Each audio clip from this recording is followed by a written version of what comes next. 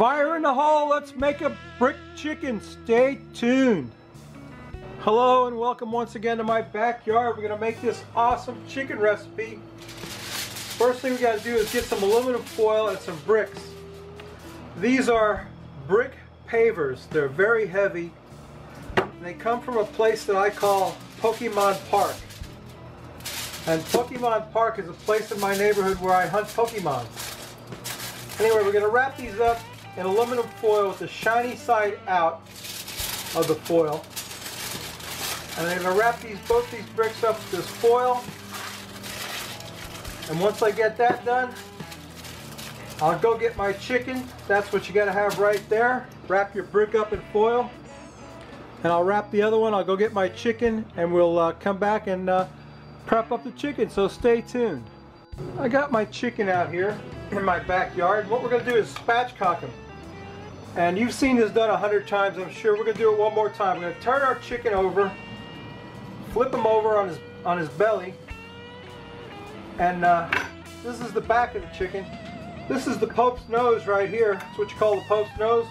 We're going to take a pair of kitchen shears and cut through right next to his backbone. We're going to cut the backbone out of the chicken. You can do this with a pair of kitchen shears or with a sharp knife. If you've got a sharp knife like this one, it helps to get through the bones with the kitchen shears though, I think. Alright. This, I'm making this look a lot harder than it really is. It's really very simple, and you just got to cut through his bone and get the backbone out of the chicken. Let me get that done and I'll bring you back and show you what that looks like, so stay tuned. Okay, I got my chicken spatchcock. He's laying flat in the platter, as you can see. What I'm going to do now is paint him with some Sang stir-fry oil, and that's going to help to get his skin crispy. But the way of cooking this chicken with the bricks really makes the skin crispy, so we're going to paint that good with some Sang stir-fry oil. This side of him, make sure it gets on every part of him. There you go. Then we're going to season them up. I got some salt, pepper, and garlic. This salt, pepper, and garlic blend that I make. And I make this myself, and it's just equal parts of kosher salt, black pepper, and ground garlic. We're just going to get that on him real good. We're going to do both sides. We'll do his other side. We're doing the skin side first. Then I've got some of this Parisian pepper that my friend Jatil sent me. I used it in that last recipe. I'm going to use it again today to season up this chicken. This is really good stuff. Thanks, Jatil, for the good stuff. Going to get that on him. Look at that. It's beautiful stuff right there, isn't it? Yeah, we're going to put that on both sides, and I'm also going to put some stuff that Jatil sent me. This is paprika. I think it's smoked, a kind of a smoked paprika, and that's going to give that chicken a beautiful color. So I'm just going to sprinkle a little bit of this smoked paprika on there. He's already looking good. We're just going to give him a little dusting with this smoked paprika. It's not broken up very good, is it?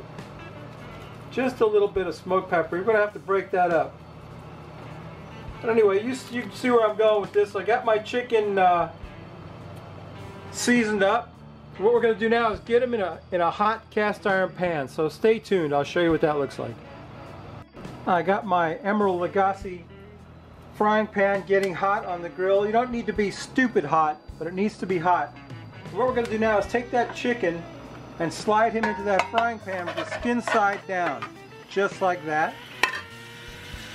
Now we're going to take our bricks and position them in such a way that they're going to press down on that, mainly on the breast, I think, is where you want the most of the weight to be, like that. You've got to move your bricks around to get him covered up in that. We're going to let him go for about 35 minutes, and then we'll get the bricks off and flip them over, and I'll show you what that looks like, so stay tuned. It's time to remove the bricks and flip the chicken over. Don't forget to wear a glove when you do this. Those bricks are hot. Let's get them off of there. That's one. There's the other one. You can hear that puppy sizzling in there. He's not cooked through by any means, but he's cooking in his own fat, and he's pretty much cooked through. Not quite, but what we're going to do now is take a pair of these thingies, get them out of there and flip them over and let them cook on the other side. If I can save that good skin off there. Oh man, look at that. You see that skin? See how crispy that is? What we're going to do now is put the cover on the grill. It already looks good enough to eat already. I'm going to flip that frying pan around to get some even cooking. I'm going to put the cover on the grill and let him rock and roll until we get an internal temperature in his breast of about 165 degrees. And then we'll slice him up and eat him. In the meantime, while he's cooking, let's drink a beer. Stay tuned. Ladies and gentlemen, there's the Frosty Root Boy mug. And here's today's beer, Funky Buddha, Fire in a Hole. Now, you know, I didn't want to buy this beer, and I'm going to tell you why. I had to buy it because of the name, Fire in the Hole. But I didn't want to buy it because it is a red ale with raspberry and habanero pepper. Now, my opinion is that habanero pepper doesn't belong in beer. But it's my favorite brewery, it's my local brewery, Funky Buddha. And I love raspberry and red ale, but I don't want habaneros in my beer, but I had to buy it because of the name. Fire in the Hole. Oh boy, this stuff is amazing looking. It's a beautiful red ale. Look at the head on that. Oh boy, can you see that? Wow, it's as red as it can be. What do you think about that? Fire in the Hole. I had to buy it, you know. I couldn't let it go. Fire in the Hole, I had to try it. I got to at least take a sniff and quaff the froth off it. What do you think, Roll? Should we go for it? You want some habanero in your beer? It's a beautiful red ale. It's actually very red. I hope you can see that. Let's take a sniff. Oh, it smells great. You know, I don't really smell habanero in it, but I know I'm going to taste it. All right, let's quaff the froth off it.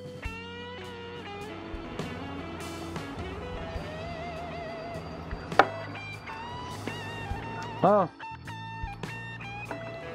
I'll tell you. Oh boy, I got to get my shot, you know. Fire in the Hole. It really does have you can really taste the habaneros. It's really hot. It's burning my tongue. I knew I wasn't going to like this beer, but I had to buy it. How can I pass it up? This would be like if Booger found a beer that said Booger Beer. Or if Christy found a beer that said Christy Beer. Or if Dan found a beer called Smoky Beer. I don't know. I had to buy it. Fire in the Hole. Raspberry habanero. They could have left the habanero out of that one. I doubt that I'm going to finish that bottle. But I'm going to do my best to quaff the rest of this beer up while we're checking out our chicken. So my chicken should be just about done. We're going to get them out of there and take a taste. So stay tuned. My brick chicken is done and it's looking excellent. I gotta take a taste of a piece. I cut a piece right off the thigh right here. Looks really good, doesn't it? Nice and juicy. And it's got that nice crusty bark to it. Oh boy, can't wait to put that in my mouth. Oh, that's so good. Wow. That's amazing. Those spices that Chichila got me are excellent. But the way of cooking the chicken is what really gives it away. Pressing down on it like that, it's awesome. Let me tell you, if you get a chance to do this, you gotta try this recipe. And you know, every week, you know, I gesture with my beer. That beer was so bad, I poured it out. Habanero, raspberry red ale, it sucked. People ask me, have you ever had a bad beer?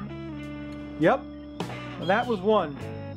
I never want that again. Funky Buddha, Fire in the Hole, unfortunately named beer. But anyway, babies, that's my brick chicken. And like I always say, usually with a glass of beer in my hand, please subscribe. If you like this crap, please subscribe. If you don't, go up and see my boy Tom Horseman. Tom's a great barbecue guy. He does modifies all his grills. He does all kinds of work. and all kinds of cooking. He's an excellent cook. Go check out Tom Horseman. There'll be an iCard right there. Subscribe to me, that little square right there. Come back next week.